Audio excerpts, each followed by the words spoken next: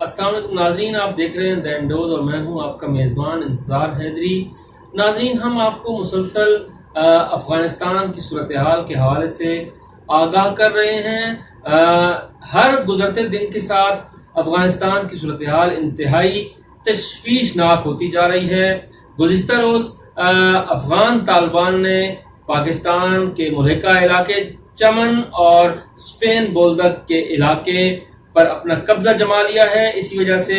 باب دوستی کو پاکستان نے بند کر دیا ہے اور اس کے ساتھ ساتھ پاک فوج کی اضافی نفری بھی وہاں پر متعین کر دی ہے، اور جو سویلینز ہیں انہیں بھی کہا ہے کہ وہ سرحد سے کچھ فاصلے پر آ جائیں۔ تو ایک طرف چمن بارڈر ہے جہاں پر اب طالبان ایک بڑی تعداد میں وہاں موجود ہیں، اور انہوں نے سرحد پر افغانستان کا پرچم بھی اتار دیا ہے، اور اپنا پرچم جو ہے افغان طالبان نے اب وہاں پر لہرا دیا ہے۔ اس کے ساتھ ساتھ ایران کی جو سرحد ہے وہاں پر بھی طالبان جو ہیں وہ قابض ہو چکے ہیں۔ تاجکستان کی سرحد پر بھی طالبان نے قبضے کا دعویٰ کیا ہے، اور اس کے ساتھ ساتھ ترکمانستان اور ازبکستان کے راستوں پر بھی طالبان کا یہ دعویٰ ہے کہ وہ قبضہ کرتے جا رہے ہیں، اور چین کے ساتھ جو بارڈر لگتا ہے وہاں پر بھی طالبان کا یہ کہنا ہے کہ وہ اپنا تسلط قائم کر چکے ہیں۔ اس کے ساتھ ساتھ قندھار میں، بدخشاں میں اور دیگر جو اضلاع ہیں وہاں پر بھی طالبان اپنا اثر و رسوخ جمانے میں کامیاب ہو رہے ہیں اور دن بدن آگے بڑھتے جا رہے ہیں۔ جیسے ہم نے پہلے ناظرین آپ سے یہ کہا تھا کہ طالبان نے یہ دعویٰ کیا ہے کہ 85% علاقے پر اب طالبان کا قبضہ ہو چکا ہے، اور جلد وہ کابل پر بھی قبضہ جما لیں گے، اور اس کے بعد پھر وہ اپنی امارات اسلامیہ کا باضابطہ طور پر اعلان بھی کر دیں گے۔ یہاں پر صورتحال اس طرح سے ہے کہ ایک طرف افغان طالبان جو ہیں وہ مسلسل آگے بڑھ رہے ہیں، دوسری طرف وہ یہ بھی چاہتے ہیں کہ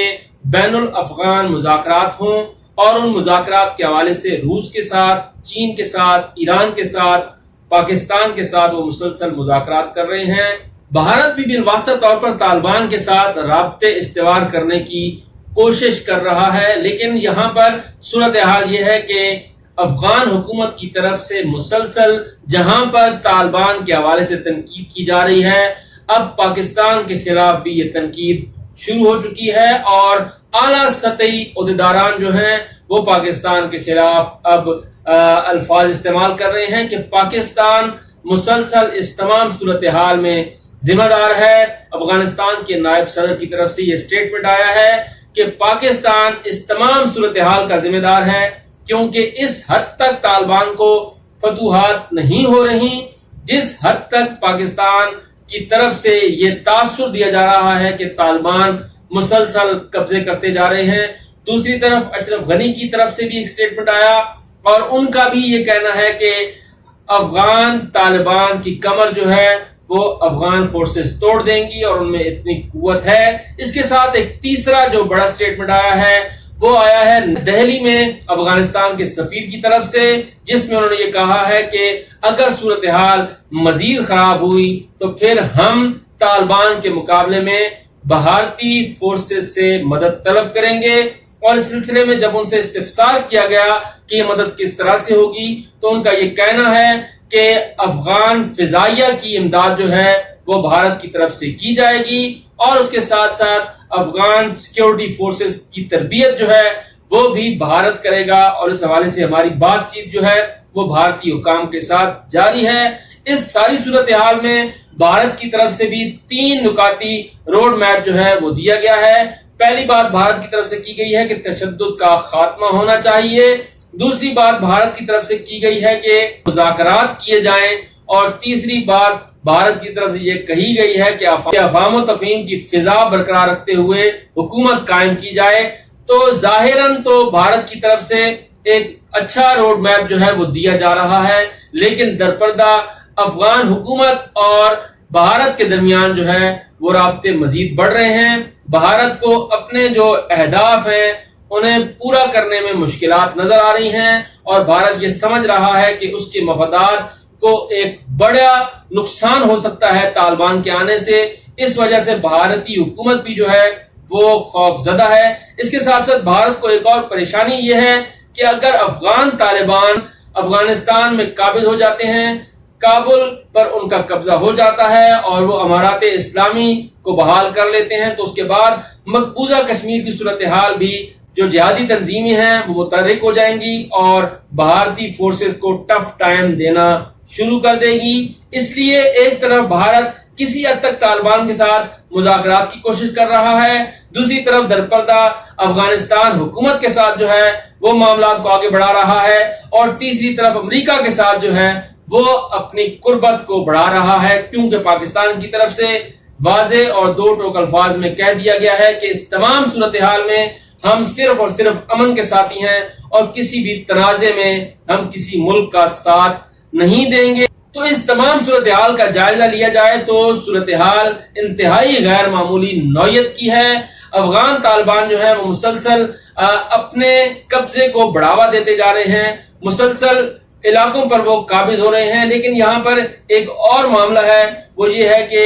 کچھ قومیتوں کو بھی بہت زیادہ خدشات ہیں اور کچھ مذہبی حلقوں کو بھی بہت زیادہ خدشات ہیں کہ آیا طالبان کا رویہ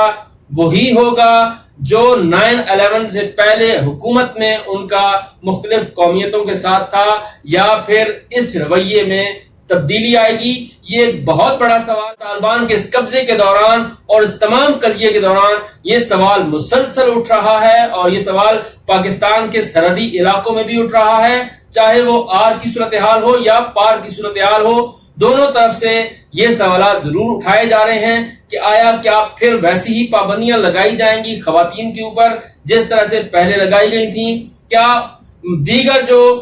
مسالک کے افراد ہیں ان کے ساتھ کیا برتاؤ طالبان کی طرف سے کیا جائے گا؟ یہ سوال بھی اٹھایا جا رہا ہے۔ اور تیسری اہم بات وہ یہ ہے کہ کیا چادر اور چار دیواری کا تحفظ طالبان کریں گے؟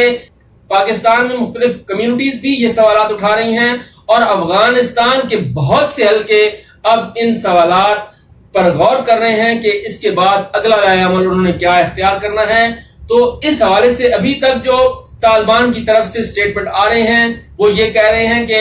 ہم لچک کا مظاہرہ کریں گے، ہم تمام مذاہب اور تمام قومیتوں کے ساتھ مذاکرات کریں گے، لیکن انہوں نے ابھی تک یہ نہیں کہا کہ وہ جمہوری حکومت قائم کریں گے یا اپنی امارات اسلامیہ پر مصر رہیں گے۔ بیچ کے آپشن پر بات ہو سکتی ہے، یہ اندیا ضرور دیا گیا ہے، لیکن ابھی تک واضح نہیں کیا گیا کہ وہ کس طرح سے اپنی حکومت قائم کریں گے اور کس طرح سے دیگر قومیتوں کے ساتھ سلوک کریں گے۔ یہ انتہائی امپورٹنٹ بات ہے۔ ایک طرف اتنی بڑی تبدیلی اس خطے میں آ رہی ہے، دوسری طرف پاکستان کی اپنی سیاسی جماعتیں جنہیں اتفاق رائے پیدا کرنے کی ضرورت تھی آپس میں دست و گریباں ہیں، کیونکہ آزاد کشمیر کے انتخابات سر پر ہیں۔ 25 جولائی کو آزاد کشمیر کا الیکشن ہو رہا ہے۔ اس حوالے سے زیادہ ذمہ داری پاکستان تحریک انصاف کی حکومت پر عائد ہوتی تھی کہ وہ اتفاق رائے قائم کرے، لیکن امور کشمیر کے وزیر نے ذوالفقار علی بھٹو کو غدار کہہ کر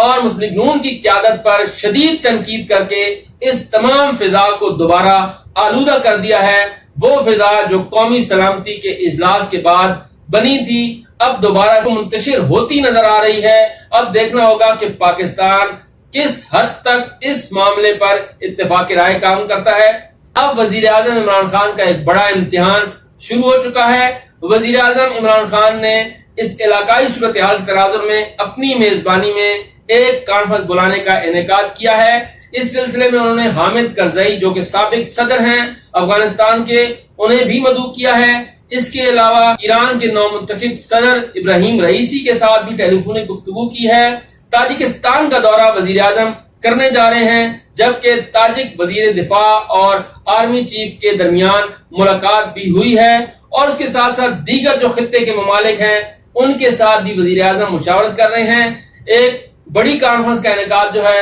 وہ پاکستان کرنے جا رہا ہے تاکہ تمام خدشات کو سامنے رکھا جائے اور خطے کی سلامتی کے حوالے سے کوئی متفقہ حکمت عملی جو ہے وہ مرتب کی جا سکے۔ لیکن اس کے ساتھ ضروری ہے کہ ملک کے اندر بھی اتفاق رائے قائم ہو، اور اس حوالے سے وزیر اعظم پاکستان کو بڑا انیشیٹو لینے کی ضرورت ہے۔ تو اس حوالے سے آنے والے دن اہم ہوں گے، جو بھی ڈیولپمنٹ ہوں گی جو بھی خبریں ہوں گی ہم آپ کے ساتھ شیئر کرتے رہیں گے. اپنا فیڈ بیک ضرور دیجیے اور اپنی رائے کا اظہار ضرور کیجیے. شکریہ.